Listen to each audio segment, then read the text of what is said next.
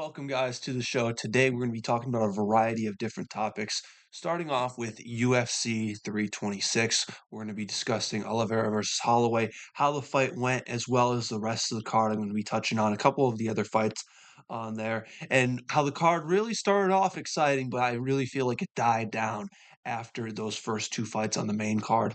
Also, I want to discuss Francis Ngannou. He is going to be fighting on the Gina Carano versus Ronda Rousey MMA show taking place on Netflix. So we're going to be discussing these things as well as a couple other things we'll touch on in today's show. Make sure you guys like this video and subscribe to my YouTube channel, and let's get into the video. Okay, guys. So today, first thing I want to discuss is the UFC 326 fight card. Now, the main event obviously was a bit of a disappointment from what we were expecting, especially considering it's a BMF title fight. We'll get to that in a moment. But the card was off to a great start. I gotta say, I was extremely excited after the first two fights of the main card. We saw Gregory Rodriguez absolutely slime out Bruno Ferreira in the first round. I thought it was going to be a crazy fight, and it was actually a lot different than their first fight. Gregory Rodriguez on the back foot this time. Feel like he learned a lot, knowing that he can't just charge forward, charge into a power puncher like Bruno Ferrer. Made him go first, and Gregory Rodriguez was the one counterpunching, and he caught him off the back foot. Got himself backed up against the cage, kind of the exact polar opposite of the very first fight. So, great way to start off the card. The next one, Drew Dober versus Michael Johnson. Now, listen, you could have just picked this fight based off memes, right? But even the stylistic matchup, I picked Drew Dober to win this fight just because I don't trust Michael Johnson. He can be winning a fight and he can get slimed out at any point. I mean, the guy's a very suspect chin. And Drew Dober is an absolute tank, and he's only been knocked out by what, Manuel Torres, and he's been knocked out one more time. I'm drawing a blank. Matt Frivola. Matt Frivola knocked him out. That's right. But those are the only times he's really been like knocked out in his career. He's been pretty durable for the most part. Um, and yeah, he was able to just kind of stay in there, survive early. I did think Michael Johnson was on his way to winning, clearly, right? But hey, man, Drew Dober is a way of finding the chin, and I picked him to do it. So I got that one right. Raul Rosas Jr. That's another one I called. I said Raul Rosas was just gonna wet blanket him for the whole time, maybe find a submission, but there was zero attempts to even finish the fight. He kind of just took him down, held him down. Very boring, but Raul Rosas gets the job done.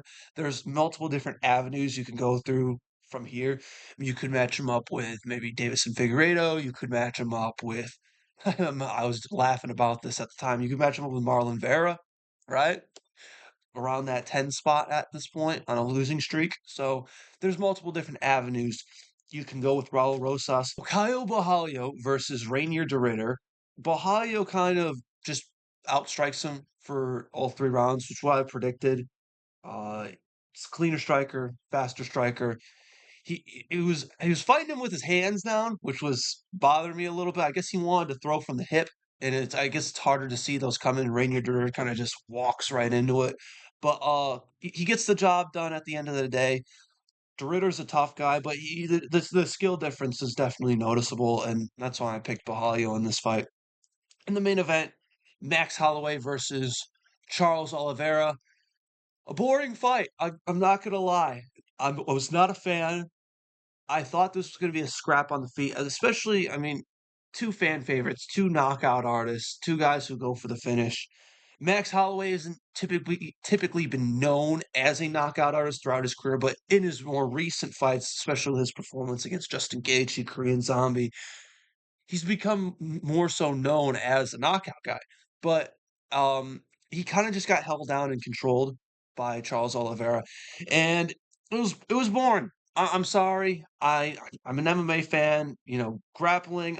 It's part of the sport. I get it, but if you can just kind of wet blanket somebody for 5 rounds, I think that's boring. It's a 25-minute fight. I want to see action. I want to see the martial arts being mixed up. You know, I don't mind if we get a couple, a round or two on the ground grappling, but I want to see I want to see it all. If you're going to take him down, try, get the finish on the ground, which Oliveira was attempting, some hard elbows, some close submissions. But he wasn't able to get it, and he just kind of wet blanketed him as the fight went on. So it was the path of least resistance. So who am I to be saying, Charles, you shouldn't be doing this or that? He won the fight, but I don't know, just not something I think combat sports fans want to see, especially when you're advertising this as a BMF title fight. I feel like that kind of just killed the whole BMF belt at this point. So that's that. Also coming up, we have the MMA card presented by Jake Paul and Netflix, the most valuable promotions, Ronda Rousey versus Gina Carano MMA fights.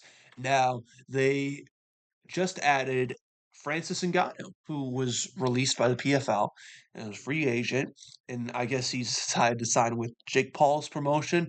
Probably wants to box him, to be honest. Jake's gonna be out for a while though. He's got the just had jaw surgery. I don't know if his jaw is still wired up or not. What's going on there? But with how bad of a break it was, I would assume he was going to be out for a while. But Ngannou, he's fighting Felipe Lins, who's fought in the UFC before, but he himself is 40 years old. I'm looking at his Tapology right now, 18-5, and he was a light heavyweight as well. I don't get this fight. I guess what that's the you just want to get Ngannou out there, get him a fight. So it is what it is. I guess I'm going to be happy to see Ngannou back in the cage, but I don't know what this fight is, man. Yeah, I don't know. Um, yeah, and according to Tapology as well, these are the only 2 fights on the card. So, let's fill out this card. Let's get, 7, 8 good fights on here. And it's kind of hard because, the UFC has all the good talent, realistically, and the PFL has the rest of the talent, but they don't know how to run a combat sports organization. I'm going to just say that right now. So we'll see what kind of talent they're able to find to throw on this card. But it's what, May 5th, I believe? No, May 16th. Finally, coming up this weekend, March 14th, we have Josh Emmett versus Kevin Vallejos from the Apex.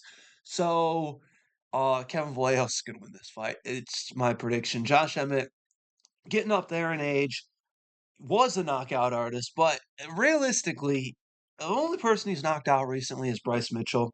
And that's not even recent. That was what, 2, 3 years ago at this point. And now Bryce Mitchell's at 135. Vallejos, I believe he only has one loss in his career. He has 17-1. One loss coming to Gene Silva. And that was a very close and fun fight at that on the Contender Series. So I think he's going to win this fight. Very patient, very dangerous striker and boxer, this Vallejos guy is. So I like him to win this fight. Josh Emmett, taking too many beatings, man. Too many beatings. But you know what? I hope the best for him. Um, Not too much else on this card. Ian Cutelaba versus Umar C.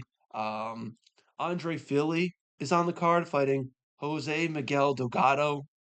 Um, what else? Steven Asplund versus Vitor Petrino, who's now ranked in the top 15 at heavyweight. So that's interesting.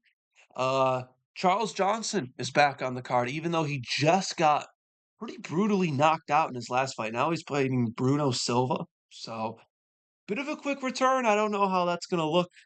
And then Chris Curtis is on the card fighting Maitabek Orobai. So that should be an interesting one. Orobai now competing at welterweight.